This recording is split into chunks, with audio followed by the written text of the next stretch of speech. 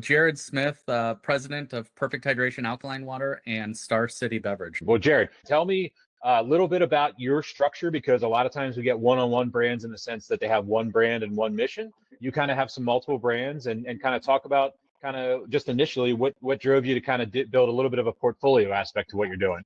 Compared to most founders, I have a little bit more of a unique support system. I have a parent company that kind of funds it all, and we're now standing on our own 2 feet. So, parent company is Golden West Food Group. It's mostly a food company, and we started out with Star City Beverage, which is our private label company. And I came over to run that. And the culture of Golden West is very similar. They do a ton of private label.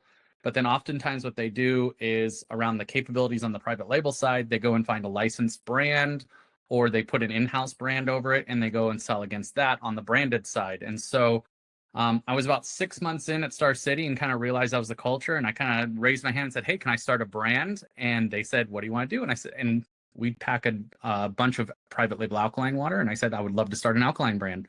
And really not knowing the resources that it would take to get into water, everybody said yes. And so we started ideating and we commercialized something in about 6 months and Perfect Hydration was spit out. And so this was back in 2016. So it's been almost 10 years. And when I first started, Star City was probably about a $10 million portfolio company for Golden West Food Group. Today, we'll do close to 40 million this year. So it's almost as big as Perfect Hydration. And for the first few years, I was really a salesperson of one for both the brand and the private label side. And then we were piggybacking on the resources of the Golden West Food Group ops team. And then leading right up to the pandemic, we finally kind of scaled both to a size where it was like I raised my hand and I said, hey, I can't do this anymore on my own. I would like to start hiring out a team below me. And of course, the ownership at Golden West took that as you don't know what you're doing. And so they hired a CEO above me. And at the time, I was a little disappointed. But then when I found out who they hired, it was really a blessing in disguise. They hired Dan Ginsburg, who was the previous CEO of Red Bull. From about 2000 to 2008. And so, I mean, literally a living legend. And he's been my mentor now for the last 6-7 years. And he and I have really built out the brand. And now we've got a team of about 35 under us, from merchandisers up to VPs. And then just in the last 6 months, they finally gave me the reins as president. And I'd always been acting at that capacity, but really, I think Dan is now going to take a step back for more of a chairman role and advisory role and allow me to run the companies. Excellent. And for you, like, I mean, was this always how fast? Give me a timeline of like we also talk a lot about leadership and things like that. Like when you go from like an employee of something to really an entrepreneur essentially and what you're building out as far as that goes. So what year did you kind of make that transition and what was going on?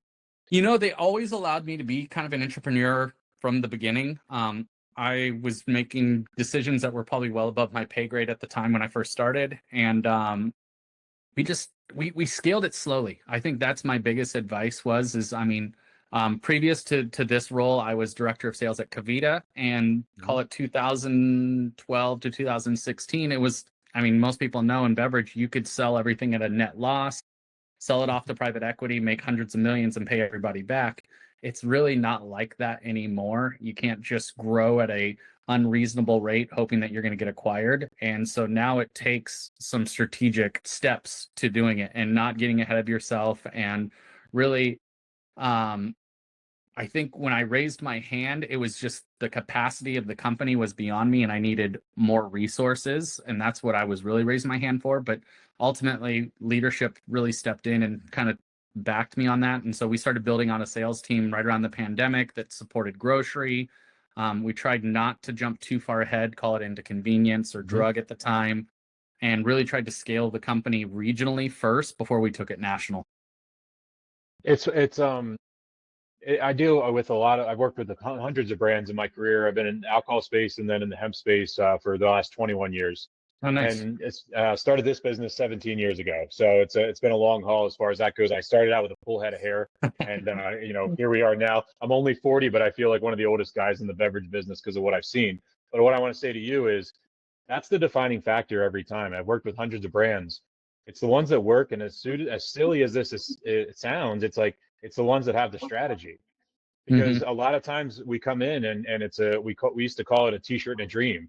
You know what I mean? Where it's like they come into the boardroom and you're sitting there, and I was a brand manager and I ran like a $50 million wholesaler, and we're sitting in that boardroom, and every day it was brands coming in to pitch their stuff. And you had to find a way to show them that the product was great, but the infrastructure needed to drive the product home and really get it to scale was lacking. And you can only bootstrap things so far. And I don't mean this as a dig, I mean this as a preparation for others Hmm. that are aspiring to build their own brands.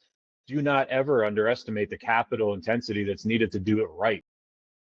I mean, honestly, I get a lot of people come to me that want me to advise them on how do you scale the brand and all of that. And it's like, just expect to lose a lot of money. You're never Yeah. really going to make money in this business because you're going against the Pepsis and the Cokes of the world that have basically, compared to you, unlimited resources. And so one big thing is we never hire ahead of something. We always hire after. So we'll go get the sale first and then find ways to support it on the back end rather than trying to hire somebody that promises that they can go get all of this business, and then what happens is they most of the time end up falling short. And so Yeah. oftentimes we'll figure out how to bootstrap it and get it to that point before we have to hire them, and then we'll hire somebody to support it afterwards.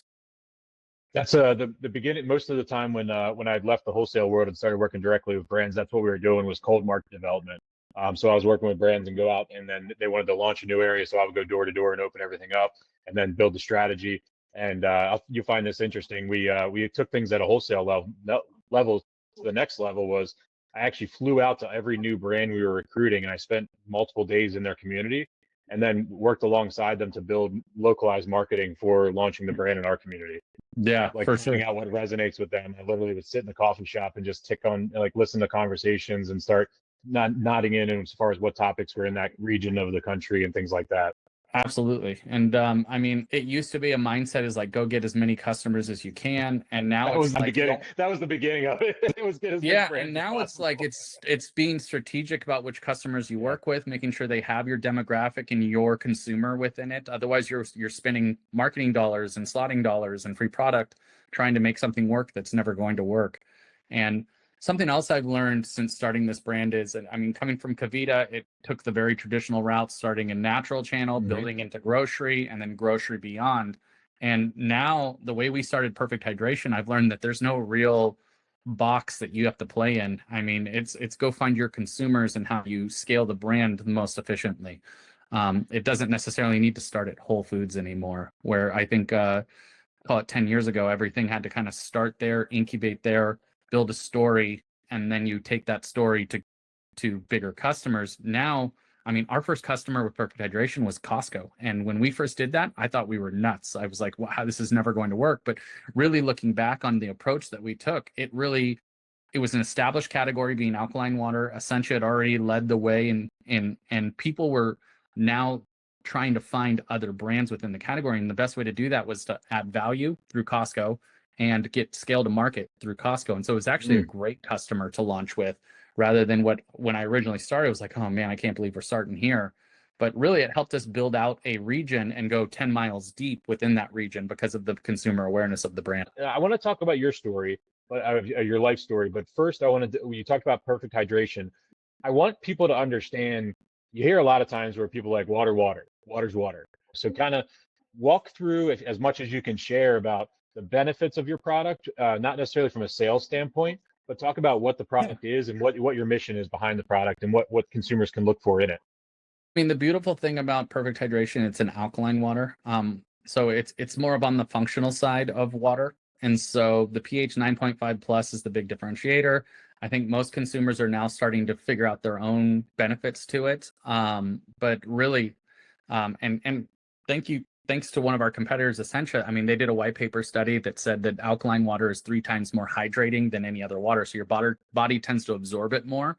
And so there's some functional aspects to it that make it a little bit easier and beyond just water.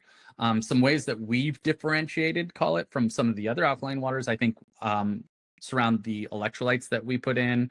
Um, Most of the national brands have some component of sodium or chlorine, which I think personally gives an off taste to the water if you're being really particular about taste of water.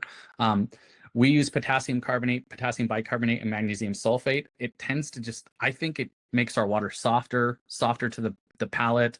It's got a cleaner taste to it. And then because we ionize our water, we don't have to add as much electrolytes into it per se. There's two different types of alkaline waters, right? So there's ionized alkaline water, which is literally charged and physically altered. And then there's chemically altered alkaline water, which tends to be alkaline water that's overdosed with electrolytes and is really using the electrolytes to achieve the alkalinity. We use an ionization process, so low TDS. So again, talking about that mouthfeel and flavor, it's really, really a clean water. And then the other big thing that I think we really did a great job of differentiating on was the branding. With consumers knowing that they want an alkaline water, I think the intent to purchase at least for the water category is made at shelf. I mean, sure, marketing dollars will drive awareness, but ultimately when consumers go up to the shelf, they're looking at it, they're saying, I want to do an alkaline water. I think we have pH really big on our bottle. I mean, if we could have named it pH water, we would have. But it worked out really well with our logo, and the name of the branding is Perfect Hydration. So it has something to do in that realm. Whereas like you look at like an Essentia or some of these other alkaline waters, and I don't mean to call them out, they've built the category, but you don't really know what it is, and it forces you to really kind of explore the label, where we just kind of stand out. I mean, you can see in our gallon SKU, I mean, you can just see it. It's pH 9.5, really big. And so I think a lot of our branding does a lot of the selling at shelf, and that's what we attribute a lot to our new consumers and being incremental to the category. I'm a huge advocate of blunt directness, and I think that it's important on labels. And you nailed it. And it's not a dig on anybody, but the fact is, we've gotten very romanticized in our branding and our packaging. And I stand inside of convenience stores and listen to consumers while they look at the shelves all the time. And I do it intentionally because I want to hear that. And that's number one what it is. It's like they'll be holding this can and they're like, I know this is a drink, but what the hell is it for? And what is it? You know, it's like it's real. I respect the bluntness of when I talk to other founders that are trying to ideate new brands, it's like, keep it simple. Yeah. Because the more complicated you make it, the more you're going to have to market it and educate the consumer. And so path of least resistance is making it obvious, right? Exactly. You know, it's and then it's just like the next level of geniusness of actually putting the benefits as the brand and then having it be that blunt is just perfect. You know, and there's no question is, what is this purpose? So that's what it's for. It was like, and some of the fun things we talked about is like, how do we become Kleenex, or how do you become Coke? Because how many people call a soda a Coke, even though they're not necessarily looking for Coke? Or how many people reach for a tissue and call it Kleenex just because that's what it is? And so that's where the idea was, is like, how do we call this pH water without calling it pH water?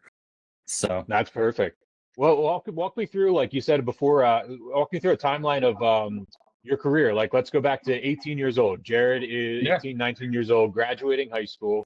What's going on in your life, and what's your career life looking like at that point? So going back to my family, my dad was always in sales. He was always very entrepreneurial. He had his own business when I was first born. And then he moved on to corporate sales and worked for IBM. We always said IBM meant I'd been moved. And so we moved around, and I got to see him firsthand kind of work from home and be a sales guy. And he was very successful at that. And so I knew going into college that was probably what I wanted to do. Is I wanted to be sales, kind of a self-starter, not really be in an office as much, wanted to work remotely. And so when I went to college, I ended up getting a degree. I went to the University of Arizona, and I got a degree in engineering because I felt like at least that would differentiate myself. Getting a business degree just pooled me with a bunch of other business degrees. And so I chose engineering, not with the intent of becoming an engineer, but just being more kind of critical thinking. And when I graduated school, one of my first jobs out of college was with Campbell Soup. And so I started at Campbell Soup in the Bay Area as a retail business manager, or glorified merchandiser. And I've always said that was my pedigree. It really was CPGU. It taught me all the basics, all the 4 Ps, and really just taught me how to get a product all the way through distribution to shelf, and how to execute at shelf, and how to do promotions and all of that. And I was probably about 2 or 3 years in and realized that I hated selling something that I didn't consume myself. My wife and I are very organic minded and very holistic in the way we treat our bodies. And so I jumped over into produce, and that's probably what really turned us on to that lifestyle is I jumped over to Earthbound Farm selling value-added organic salads. And I was a guinea pig position at that point, a territory sales manager with kind of a hybrid merchandising role, calling on smaller regional chains. And I showed success really early on, and they allowed me to hire more territory sales managers. So I ended up hiring about 5 or 6 other territory sales managers across the country and managing a really small team. I then was promoted and moved down to Southern California, where Are you in your 20s at this point where you're managing a yeah, team? yeah. You and I are 40. I'm 40 like I, w- yourself. I was going to say, I'll jump in after, but we have a very similar track I'm going to connect with you on. Yeah. And so got down to Southern California. I was promoted to a regional at Earthbound Farm. And I knew I always wanted to work in beverage, and I had this opportunity to go work for Cavita. And the produce background really aligned well with Cavita because at that time the kombucha category was booming. Oh, yeah. And it was in the produce department. And so Cavita at that point was kind of incubated in natural channel and looking to make their big jump into grocery. Hence, kind of my thought process on how to build brands is natural to grocery. And so that's what I was taught early on. And so I helped scale Cavita from about 14 million to 65 million in about 18 months. Nice. I mean, it was a wild ride. And so Bill Moses originally hired me on as a regional sales manager. I was managing the Southwest. I was about 6 weeks in, and I'd landed my first Kroger division, which was Ralph's. I landed a meeting, I should say. And at the time, my boss, the director of sales, was on paternity leave. And so I ended up taking the meeting, and Bill Moses, the founder, was like, "Hey, I want to come along." And so we went and pitched Ralph's together, and we landed, or I should say I landed, like, I think it was like 14 to 16 SKUs on the spot. And at Cavita in those days, it wasn't about like, I wonder if we'll get in. It was like, I wonder how many SKUs we could push through. And so I landed almost a whole shelf at Cavita at Ralph's. And so I remember walking out of that meeting and Bill Moses laughing over my shoulder. And I looked over and I go, "What are you laughing about?" And he goes, "I'm going to fire your boss. I'm going to make you director of sales." And of course, my personality is like, I defended my boss. I was like, "No, you don't want to do that. He just had a baby," that kind of thing. Well, unfortunately, I mean, to my benefit, about 3 weeks later, let him go, and they made me director of sales. And I think I was maybe 28 at the time. Yeah. And so I was director of sales of this fast growing company with a very large team reporting up under me. I mean, at the time, I think we had probably 35 merchandisers, let alone regionals and all of that. And so I'm managing a very large team, 28 years old, and I bet you 50% of the team was older than me. And so it was an interesting time for me, a lot of learning.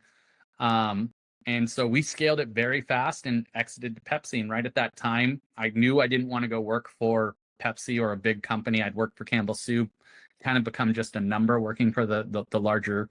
And I love the entrepreneurial spirit of being part of a startup. And at the time, Golden West Food Group, the parent company I work for now, I know the CEO and the founder of that company, and his wife and my wife were best friends since second grade. And he had always reached out to me, curious to what I was doing. And he happened to give me a call and said, "Hey, I've got a private label beverage company on autopilot, basically being just run by my meat company operations, running private label for a very premier private label retailer." And he's like, "It's doing about 10 million and I don't have anybody really doing it." He's like, "Would you come over and run it?" And so I came over, and I'd never done private label. And I just remember them first day sitting down at the desk and them saying, "Okay, open your Rolodex and just start calling people." And I was like, that is definitely not how this works. And so I was a bit of a deer in the headlight. And I remember going home and even kind of crying, being like, "Oh my gosh, I made a mistake. I left Pepsi. There's no chance I can do this." And so slowly I started to scale it and had some success and started getting some wins. And at that time, I was about 6 months in after I landed my first like private label account on my own. And that's when I kind of tapped them to say, "Hey, can we start a brand?" And they thankfully agreed. Like, they had confidence in me. And when we launched Perfect Hydration, it was December of 2016. And our first customer was Costco LA. And we sold 1 million bottles in the first month. And it was like light bulb. Yeah. It was like, holy cow, we're onto something. And they took us on as a legacy brand. I mean, we haven't faltered in Costco since that day. And I slowly over the next couple of years just really focused on Southern California, building really deep. Um, and so we ended up knocking off each of the chains, and it just kept getting bigger and bigger and bigger. And then come like 2019, right before the pandemic, we got National Kroger. And that's when I raised my hand, like I mentioned before. And I was like, hey, I need help because Kroger is not a one-stop distribution thing. It's like, I've got to go build out DSD under 14 divisions. I can't do that or manage that by myself. And so that was where I was like, I need help. And so we started to scale the company from that point on.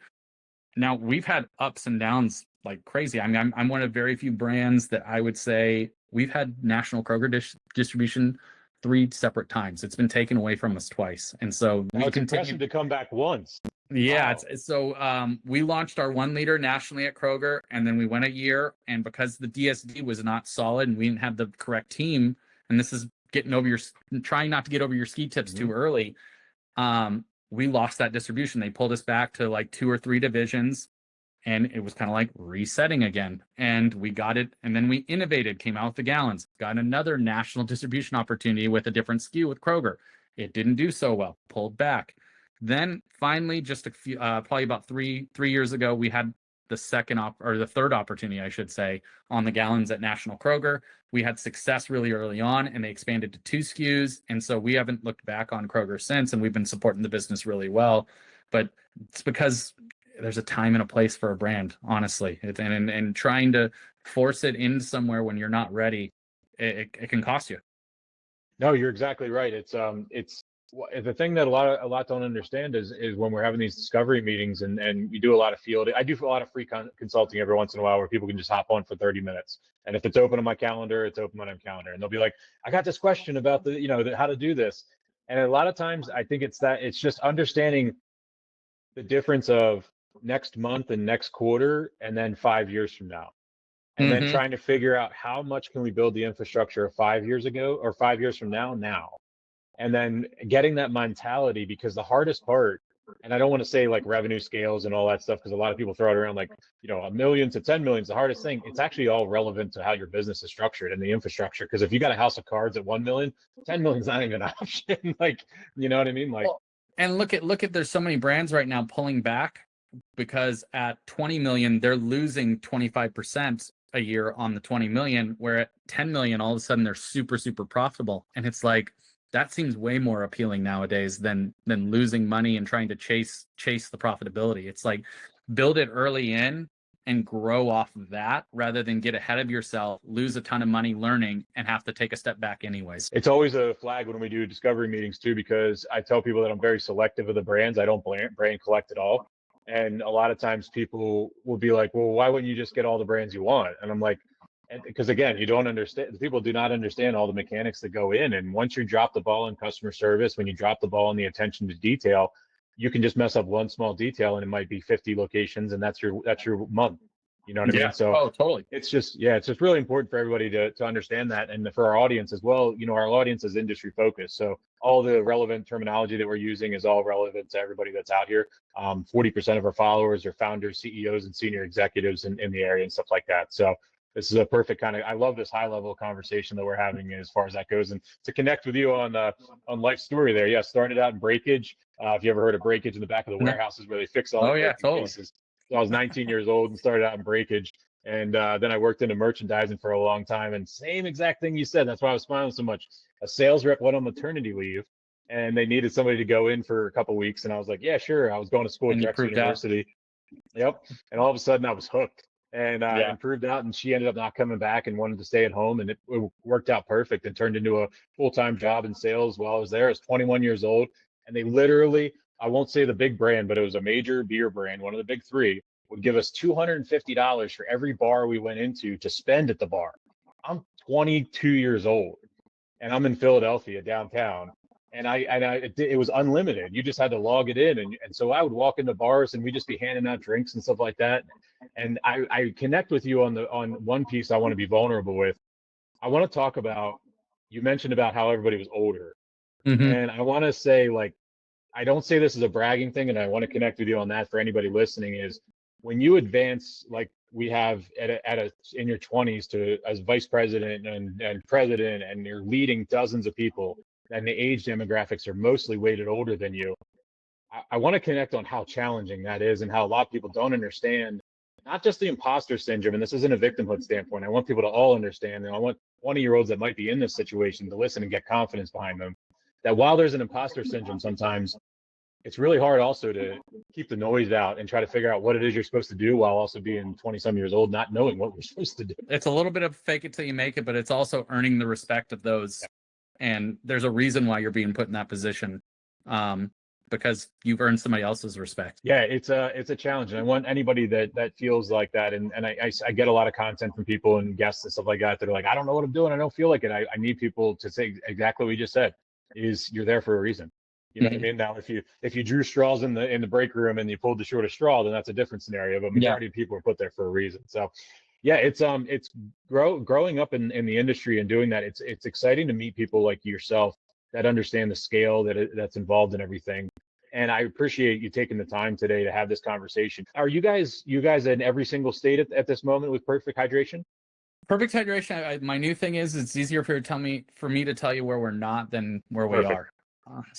I mean, you can find us in National Kroger, National Safeway, National Walmart, National CVS. We've got a few sore spots like Publix and Meijer and a few of the others, but I mean, for the most part, you can find us everywhere, and obviously on Amazon. I mean, it's a whole another part of the industry right now that's just absolutely exploding. I mean, it feels like just this past year, consumers are going digital. I mean, we started our year out at 10% of our sales at Walmart were through Walmart.com, and we ended somewhere close to 30% by the end of the year. Wow. So there was a massive shift, and we're seeing that shift across other retailers as well. There was a time where it was like 5 to 7% revenue opportunity, and it's just really blown up. Some of our clients are seeing some excellent growth in the DTC e-commerce section. Well, and it helps that Walmart's invested, and I think they've truly come to compete against Amazon. I don't know if anybody else had the resources to necessarily do that, and Walmart seems to be the right place to do it. I mean, they've got the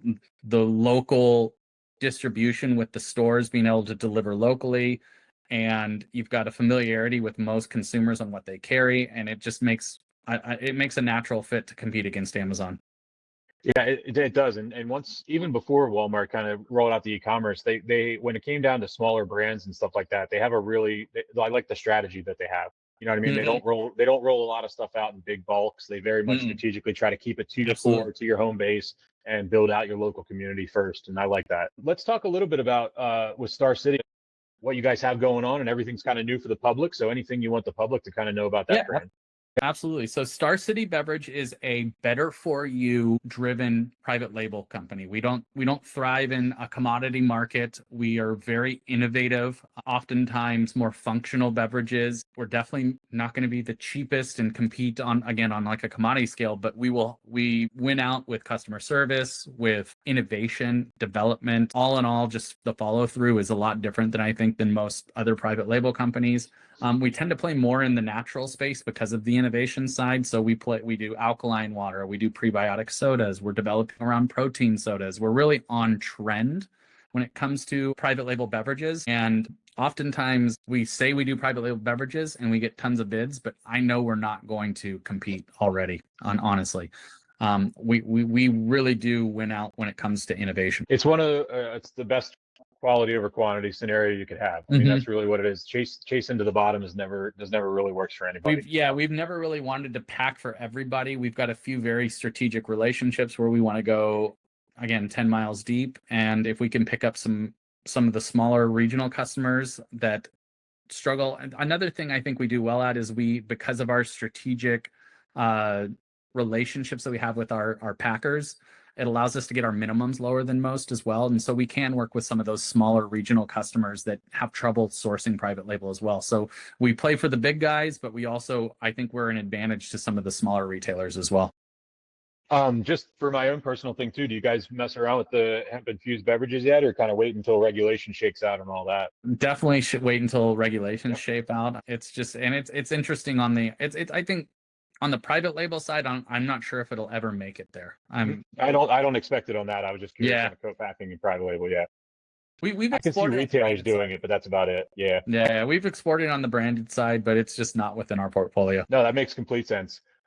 Where when you guys are looking at, you guys have multiple co-packers across the area. I think I was looking at the site and saw multiple states and stuff like that. Is Yeah, that true? so Yeah. we take an interesting approach with our packers and the facilities we work with. We don't outright own any of them, but oftentimes what we do is we look for, and I don't even want to say struggling facilities, but facilities that have kind of hit their peak and need help with growth beyond that. And so we'll come in as a strategic partner, invest money, capex money in regards to equipment, resources for the facility, and then oftentimes with that we'll take maybe a small piece of equity in the facility, but with that we take the exclusive on the relationships with the retailers, and so we'll allow the facilities still to pack for all the national brands and kind of control their destiny on that side, but we ask that they do not interact with the retailers and allow us to be their private label, call it retailer arm, and it's worked out really, really well for us. It allows us to control our capacity, and if we need more capacity, it doesn't limit us. It allows us to go out and find more facilities within our network, but we've built out a really nice network with multi capabilities, and oftentimes it positions us to be a little bit more boutique and customizable from what we're able to offer on the private label side. So we've got capabilities around water and canning, and we're even looking into powders now, and even some sauces potentially, and some snacks. So we might even move into food a little bit, but it's always been beverage and better for you. Yeah, we see a lot of that. I'm in Pennsylvania, so I saw that on your list as far as that goes. So I was trying to figure out who it was that you were connected with there. But no, it's we've seen a lot of success with that. I mean, in different areas and stuff like that. But co-packing is the future. I think there was a period where it hit a big spike and then it disappeared for a bit, but it's back up again. And I don't know, what the factors were and stuff like that, but I think it's one of the best things that's going for in the beverage space. So I'm excited to see you guys doing that in the vertical integration for it. Yeah, and I mean, oftentimes those capabilities kind of coincide with the brands. So, I mean, if we're looking to move into cans, we'll go make relationship with canning facilities, and so it works really well for both the brand and the private label side. When you guys are how involved with the brands, like, do you end up having to do DSD and market support when you do private label, or is that something where most of the time they're handling it all on their own internally? It's all dead net. I mean, we oftentimes still need to be the lowest price, and it's got to compete against the national brand at a value level, and so it tends to cut out all the marketing support, all the slotting, and it really puts it back on the retailer to support it themselves at the cost that we give it to them. No, that's awesome. What are there anything else, Jared, you wanted to cover or anything like that? I'll leave the floor open on the tail end there. No, I mean, we covered it all. I mean, it's been a wild ride. I definitely think what we do on the private label side is very unique, and then the brand, I mean, it's just on fire right now. It's one of the fastest growing waters in the country, and we'll continue to support it and grow. And I'm really excited for some of the innovation that we're going to be launching in the water. I mean, it's tough to describe what innovation looks like in water. So it's like new sizes, and I'll tease a little bit up, but possibly some flavors launching later this year. But yeah, really excited about what we're doing. I think it's very different from what most brands and companies do. Awesome. I really appreciate it. I close out with this at every time. I try to remind people as well that there was no prep. We do not know each other. Jared and I have never shaken hands. We've never looked each other in the eye without a screen. And I want people to understand that we're talking about fun stuff. We're talking about like advancing your career, leadership, different brands that are going on. But at the end of the day, we want to remind everybody to be a good human being, to look people in the eye when you see them on the street, open a door for a stranger. Don't be an asshole, and just be out there and just be a good person. And we curse a little bit every once in a while, and I got to lay it out there because the world's getting crazy, and the comfort in life is beverages. And I really appreciate brands like you producing stuff that are high quality and bring positive things to the world. And that's the thing that I think people need to understand is you're bringing a benefit, and the benefit of what it is. It's not something that it brings people down. It doesn't do anything like that. You're bringing positive energy out into the world. And I just really appreciate it with the way things are. And I want to end it on a good note is that I really appreciate the time meeting you. You made this really easy. And I tell people I have to publicly tell you that I give you credit because not many people actually, the amount of emails I get where they don't have prep and there's no questions and they're like, I'm out. So I got to give credit publicly to the courage that you had for coming on, and I hope it was painless for you. So no, it was an easy one. Thanks, Nate. No, you gave me mostly softballs. Exactly. Sounds good. Well, yeah, anytime somebody sits down and says, talk about you, I said, easy peasy, man, let's go. Yeah. So perfect, man. Well, Jared, I really enjoyed meeting you, and I love love our parallel lives we lived and different things like that. And this won't be the last time we'll talk for sure, man. I look forward Absolutely, to Nate. getting to know you. Hopefully, we can meet in person one of these days soon. That will happen. That will happen for sure. Hey, Jared, you have a good rest of your day. You enjoy yourself, man. Thanks, Nate. You too. Take care.